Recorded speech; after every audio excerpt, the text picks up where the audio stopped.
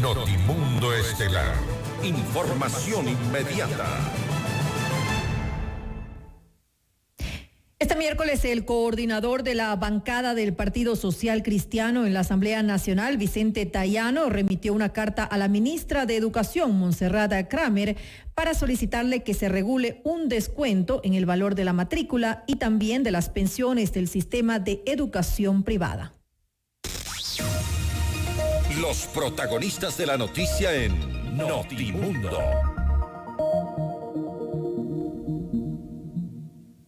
Y saludamos en estos momentos al abogado Vicente Tayano. Él es asambleísta por el Partido Social Cristiano. Asambleísta, muy buenas tardes. Gracias por acompañarnos en este espacio informativo. ¿Qué tal? Buenas tardes. Gracias por el espacio. Un saludo para usted y para quienes están siguiendo esta entrevista. Asambleísta, cuéntenos en qué se basa esta propuesta que por un lado alivia justamente la situación de las familias que atraviesan difíciles momentos por la crisis sanitaria y económica que vivimos actualmente, pero por otro lado puede complicar al sector de la educación. Bueno, definitivamente hay un grave problema de liquidez y además de liquidez, de manera paralela, la eficiencia o eficacia del hecho de que la educación se preste en línea. Y hay varios particulares que analizar, pero fundamentalmente, al menos acá en la región costa, la problemática pasa porque en mayo se anuncian inicio de clases. Y obviamente muchas personas que tienen un serio problema de ingresos y ante esos requerimientos, ¿qué es lo que he hecho? He trasladado una comunicación a la ministra de Educación en la que le hago referencia a que si bien es cierto la ley establece que vía reglamento se va a crear una junta en cada dirección distrital de educación para poder aprobar los valores de matrículas y pensiones en función de ¿qué? De la infraestructura y demás particulares que están vinculados como plana docente y administrativa del centro educativo. La propuesta pasa porque se considera un descuento tanto en matrícula como en pensión, pues y obviamente esta junta deberá analizar detenidamente caso por caso, deberá revisar la situación de cada una de las instituciones que no son las mismas, porque por ejemplo, esta junta regula pensión de colegios particulares populares y fiscomisionales, y no todos tienen el mismo manejo económico ni el mismo nivel de gastos, y es necesario encontrar un mecanismo que permita generar un respiro a los padres de familia, primero para garantizar que no haya deserción escolar porque no van a poder cumplir con los rubros, y obviamente necesariamente también que se haga un descuento considerando el no complicar la supervivencia o el manejo en el tiempo de la institución académica, que eso implica también cuidar plazas de trabajo de la plana laboral y administrativa. Eso le iba a comentar justamente que es importante tomar en cuenta que las instituciones educativas tienen costos que igual tienen que seguir asumiendo, y uno de esos costos que son muy importantes es el pago de los salarios de los docentes, y eso pues no se podría ver afectado.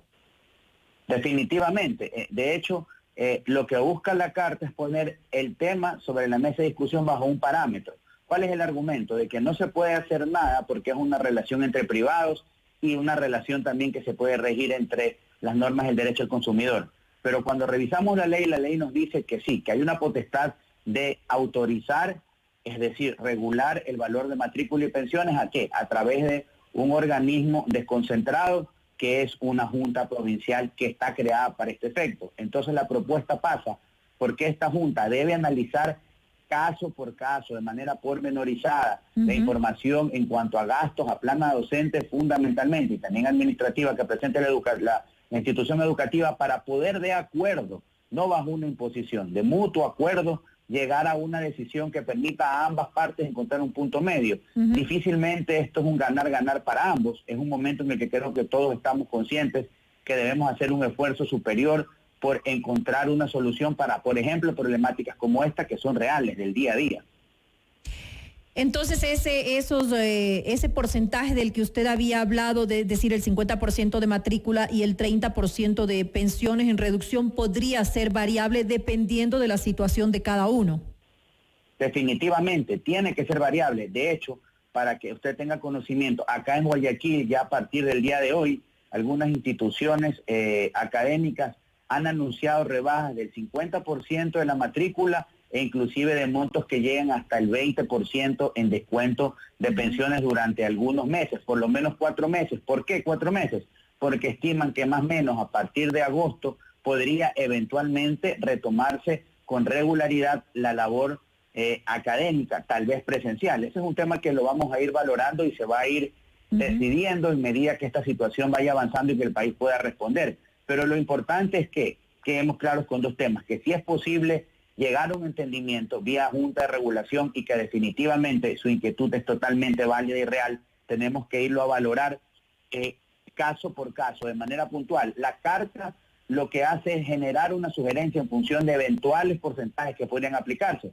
Puede ser que una institución no pueda aplicar el 15%, pueda aplicar el 10%, o puede ser que una sí pueda aplicar el 20% o el 25% en la rebaja mensual del canon. Eso va a depender de cada uno de los casos que se presenten y, reitero, se analicen de manera detallada. ¿También se podría considerar una extensión para las universidades? Bueno, es que aquí hay un particular. Las universidades tienen otro tratamiento, tienen otro ente regulatorio y esta propuesta está vinculada exclusivamente a lo que es la ley de educación, la LOEI, de Educación Orgánica Intercultural. Es importantísimo precisar aquello. Si bien es cierto, hay muchísimos pedidos también en el sentido de que una regulación parecida a esta propuesta se haga a nivel universitario. Es un tema sobre el que yo no me he pronunciado y que de hecho es necesario analizarlo para también requerir en esa instancia un pronunciamiento que permita dar un poco de tranquilidad y que no haya deserción a nivel universitario. Asambleísta, nos quedan pocos minutos y quiero pasar a otro tema. Hoy se contactaron virtualmente ustedes en la Asamblea Nacional con diferentes autoridades, entre ellos el ministro de Economía y Finanzas, Richard Martínez, para tratar acerca de la crisis económica y laboral que vive el país ante la situación de emergencia, y obviamente se analizó lo referente al proyecto de ley de emergencia que está próximo a llegar a la Asamblea. ¿Cuáles han sido entonces las conclusiones y la postura de los legisladores ante las explicaciones del ministro? Bueno, una jornada larga. De hecho, seguimos en comparecencia. En este momento está interviniendo el ministro Ontaneda, que fue el segundo en presentarse en el tema. En cuanto a la comparecencia de Martínez, que duró alrededor de 6 horas, un promedio de 6 horas, creo que dejó un sinsabor. Generalidades, como hemos estado acostumbrados a observar por parte de esa cartera del Estado. Ninguna respuesta a cuestionamientos directos, por ejemplo, a esa vinculación de su viceministro y el círculo familiar con beneficiarios de bonos que se pagaron hace menos de 3 semanas por un monto de $320 millones. Y en lo de fondo, en cuanto a los anuncios que hizo el presidente el viernes y que él intentó extender desde el domingo hacia acá, seguimos bajo generalidades y no aterrizamos. El proyecto en blanco y negro aún no llega a la Asamblea y es allí cuando verdaderamente vamos a poder primero saber cuál es el punto de partida, no generalidades que permitan... Pero entonces, asambleísta, después de 6 horas de reunión, ¿no tienen lo suficientemente claro el proyecto de ley? No, porque él hizo una presentación del estado financiero, hizo una presentación del país antes de los problemas, y ciertas medidas que se habían avisorado. Y un poco entró a analizar y esbozar de manera general cuál es el escenario que ellos van proponiendo y por qué algunas medidas, por ejemplo, estas de la solidaridad. Y luego de eso la comparecencia por quien estaba conduciendo la sesión se llevó a que se puedan formular 2 preguntas por bancada. Las preguntas fueron directamente vinculadas a por qué se busca ese camino, por qué no se ha encontrado otra vía de, por ejemplo, obtener liquidez, de por qué se decidió hacer el pago de la deuda cuando para muchos la suspensión temporal, no el default definitivo, es una vía de obtener liquidez. Por lo tanto, una comparecencia que desde mi juicio no llenó ninguna pregunta y no me dejó claridad más allá de lo que él ya había anunciado por sus propias redes sociales o a través de los medios de comunicación el día domingo. Entonces habría que esperar a tener ya el proyecto de ley en blanco y negro en la Asamblea Nacional para poder emitir ya sus observaciones por parte de los legisladores. Sin embargo, ustedes tienen conocimiento de algunos de las medidas que se han anunciado y tomo un poco en cuenta las palabras que usted decía hace un momento cuando hablábamos acerca de esta reducción de la matrícula y de las pensiones. Usted decía que en este momento hay que hacer un esfuerzo superior para llegar a acuerdos entre todos y poder encontrar soluciones.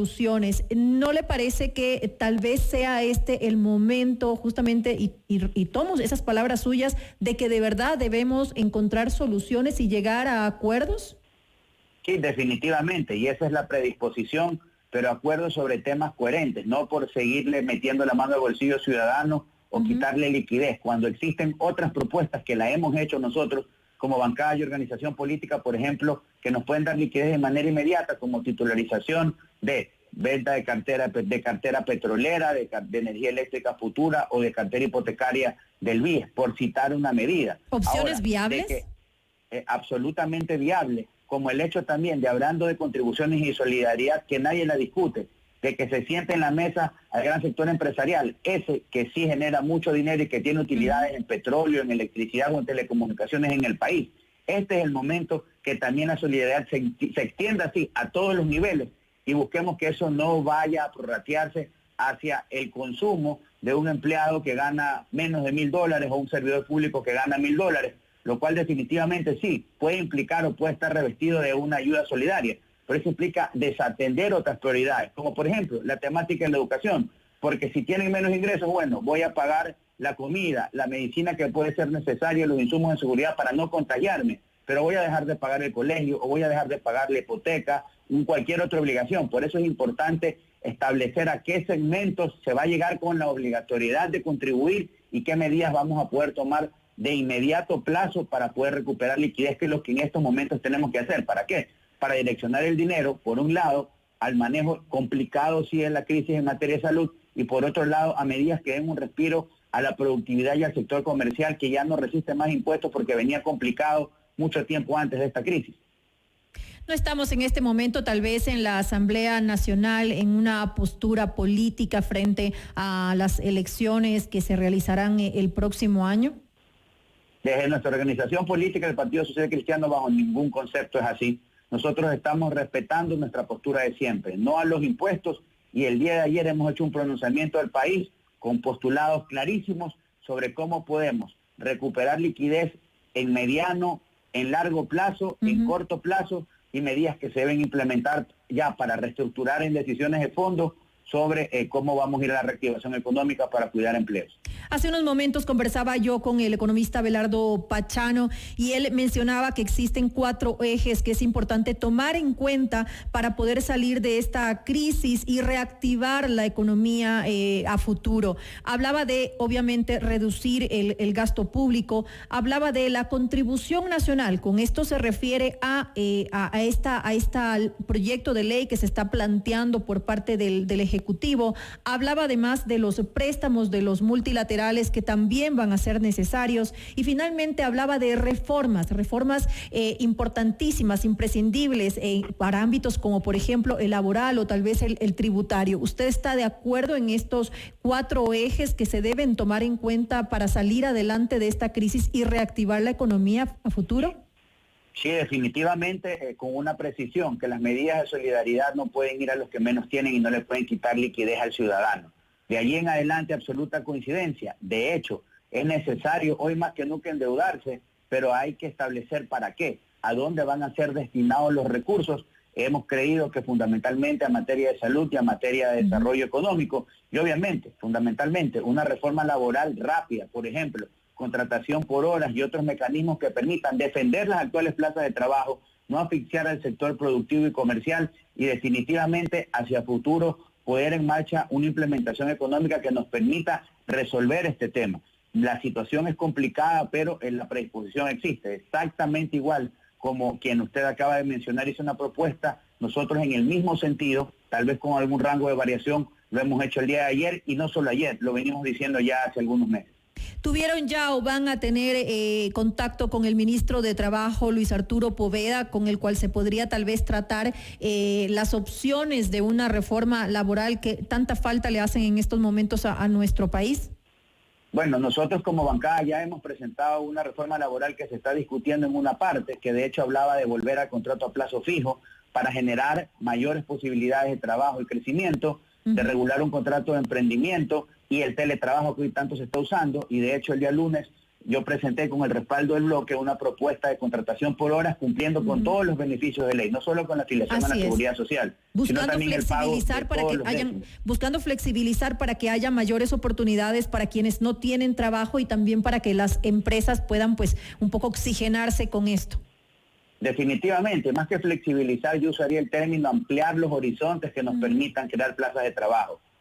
tenemos que voltear la mirada a la contratación por horas. Eso no es precarizar. Precarizar es no pagar, es contratar y no pagar los beneficios de ley. Es, por ejemplo, no pagar utilidades, no reconocer vacaciones o no pagar los proporcionales en cuanto a 13º, 14º.